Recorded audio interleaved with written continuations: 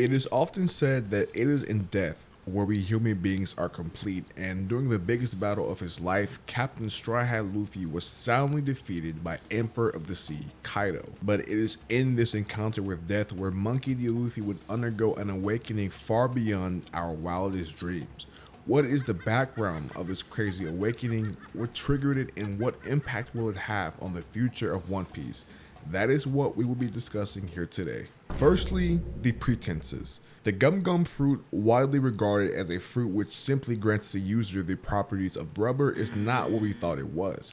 In order to keep the truth of this power under wraps, that name is what the world government chose to label this certain fruit. The actual name of the gum gum fruit is the human fruit mythical model, Nika. Just linger on that. We had gone the entire series thinking that Luffy's fruit was one thing, just for us to find out over 1,000 chapters later that, oh yeah, Luffy's fruit is actually a mythical Zoan type.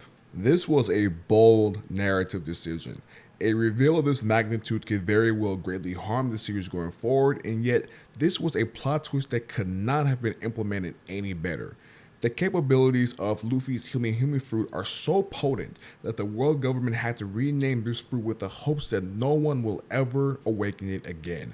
For 800 years, this fruit lay dormant, awaiting the day where someone who can carry the world into a new dawn would rise, and that man just happens to be some boy from the East Blue who began his journey on a small little boat. This devil fruit does not just give its eater all the properties of rubber, but it also grants one a power limited only by their own imagination. When you think about it, that's not unlike what we've seen from Luffy all along, right? Here we have a guy who consumed what he believed to be an ordinary paramecia type, a fruit that solely made him rubbery. He was completely unaware of the fact that this fruit was actually a legendary mythical Zoan type, lost to the annals of time.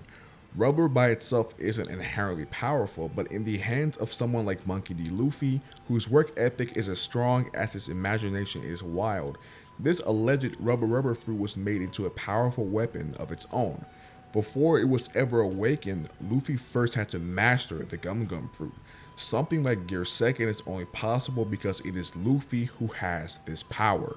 In the world of the Super Saiyans, Kurama modes, and adult Gons, I'm not really sure what else to call this, Gear Second is a bit more on the practical side in terms of design, offering no notable aesthetic changes besides pinkish skin and steam. But what really makes Gear Second special, in my opinion at least, is the intricate nature of how this power-up even functions. Luffy figured out a way to increase his overall combat power and movement speed, matching that of hybrid form Rob Lucci by increasing the rate of blood flow throughout his rubber body. This provides more oxygen and nutrients naturally, giving Luffy a significant stat boost. The process to even think of such a transformation is something unique only to Luffy. This is what I consider to be a great example of mastering one's fruit power. The true potential of the devil fruit is only tapped into when its user has seemingly engraved the fruit into their identity, which leads us into Gear 5. What we know about the Nika fruit is whenever a particular he or she should awaken it, they become known far and wide as the Warrior of Liberation. To reach his peak, Luffy first needed to embody Nika, the Great Liberator. That is precisely why it was on Wano and no other point in the story where Luffy's awakening occurred. The main driving force for the entirety of the Wano saga was freeing this isolated country from the evil clutches of Kaido and Orochi. I think more so than any other saga in One Piece, this was a conflict that was most personal to Luffy. As he sailed the treacherous waters of the New World, Luffy would befriend a caste of strange samurai. He learned of the horrors they endured in their home country, and he formed an alliance with the intent of striking down the mighty foe ahead.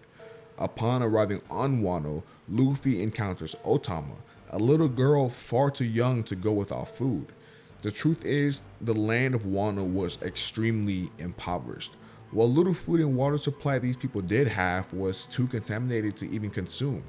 Luffy, seeing the state of his friend's country, vowed to make Wano a place where everyone can eat as much as they want, a place where no one would have to go hungry. This goes beyond just wanting to defeat the big bad. Luffy legitimately wanted better for the land of Wano as a whole. It doesn't take much to sway Luffy, so Otama offering her food to him can be seen as the real trigger for his anger, but regardless, the Wano arc perfectly sets up Luffy to be the Great Liberator of legend. If you want proof of this, then look no further than what happened inside of Udon prison. Luffy was infuriated by the helplessness of the prisoners. How could these people succumb to their circumstances and die, knowing Wano would remain a hell? How could these people not fight? Luffy seeing the awful conditions of the country, he's seen men old and young alike with their spirits broken because of Kaido. This guy truly has a way with words, man. Luffy was able to ignite a fire inside of Udon prison that day. These slaves were slaves no more. These were now samurai, ready to fight for their country. Luffy was an outsider from shores far beyond the seas of Wano, but he made this his personal mission to save the nation. Leading an army of thousands, Monkey D. Luffy would charge into battle against Emperors Kaido and Big Mom. This was an enormous mountain that needed to be conquered to free the land of Wano, as well as take the biggest step so far towards becoming the king of the pirates. But he first had to vanquish the mighty Kaido, a man who easily disposed of him in Act 1 of Wano. The legendary battle against Kaido will push our rubbery protagonist to his absolute limits. Time and time again, Luffy had to stare defeat in the face and rebound. In this fight against the world's strongest pirate, Luffy needed to break through to that next level. A certain man once said, "Death is what completes a person," and perhaps it was the being willing to die for the sake of a foreign country that finally liberated Luffy. Following a fatal blow from Kaido, Luffy's heart starts again with a new beat.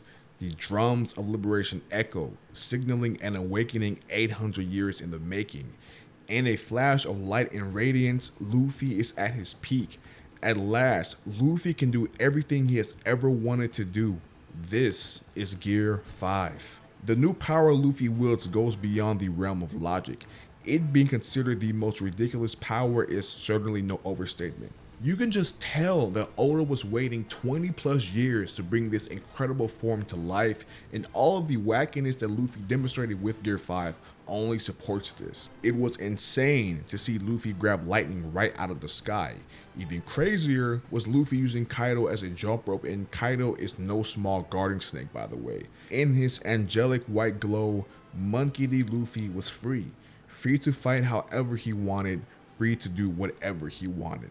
Freedom is all Luffy has ever dreamed of. His sole reasoning for wanting to be Pirate King is to be free. However, it wasn't until he died fighting for the freedom of others that the Nika fruit in Luffy truly resonated as one. Luffy is all about being free, and the devil fruit he ate is the perfect fit for his characteristics. The awakening of the Nika fruit has huge implications for the remainder of One Piece. This power is our biggest piece to the puzzle of the ancient kingdom. This fruit is literally Joy Boy, whatever Joy Boy entails.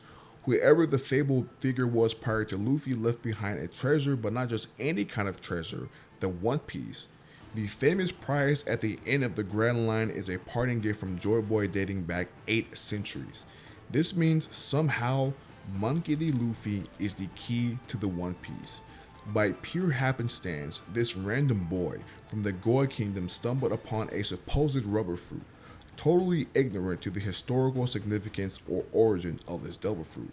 This is the worst possible outcome for the world government. They tried to keep this power a secret. They tried to contain this power, and they tried to contain the truth. This government is the greatest oppressor of freedom, making this organization the perfect final antagonist for Luffy. Everything they dreaded is coming to a head right before their eyes. Joy Boy has returned, and soon he will bring about the dawn of this world. Alright, that's all for today's video. I hope you guys enjoyed it. If you did, be sure to like, leave a comment, and of course, subscribe. And I'll catch you lovely people later.